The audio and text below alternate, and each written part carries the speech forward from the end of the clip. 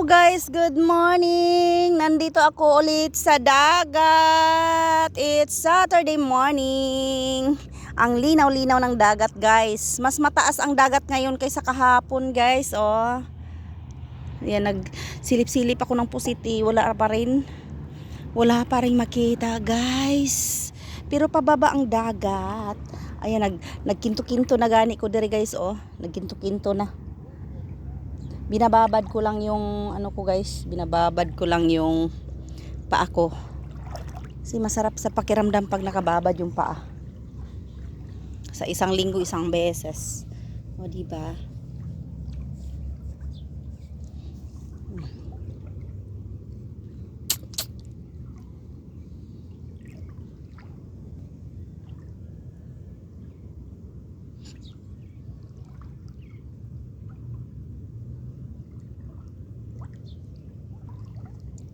I always love you.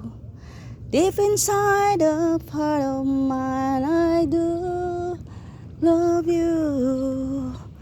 I always need you.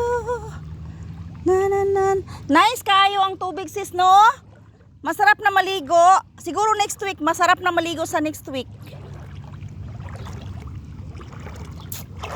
Tears of my shoe, I do love you. Haman? Dito sa balikat ko. Ha? Dito sa balikat ko, effect ba? Ah, effect.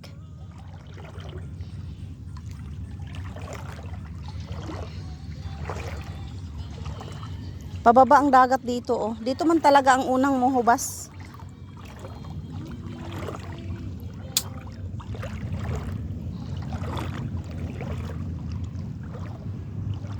Naalala mo dati dahil ang laki-laki ng isda dito dahil napahubas na kulong siya. O na ano, na-trap siya ba?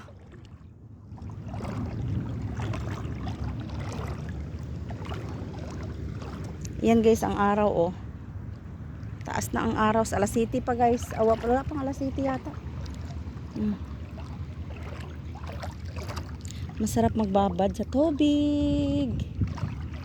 Magbabad-babad sa tubig guys. Naghahunting lang ako ng pusit guys kasi ilang linggo na nga hindi kami nakakuha ng pusit.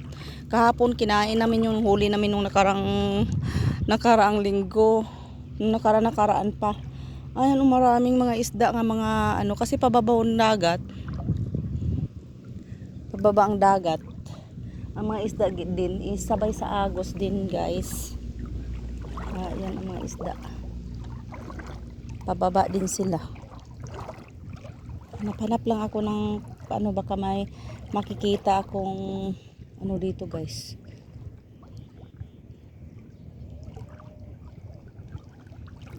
I always love you.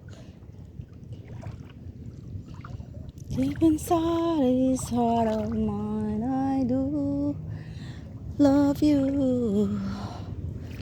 And I always need you. Ayan ako guys, naghumol-humol si Inday Rose Flynn sa tabing dagat. Ayan, humul-humol lang guys. Thank you so much for watching.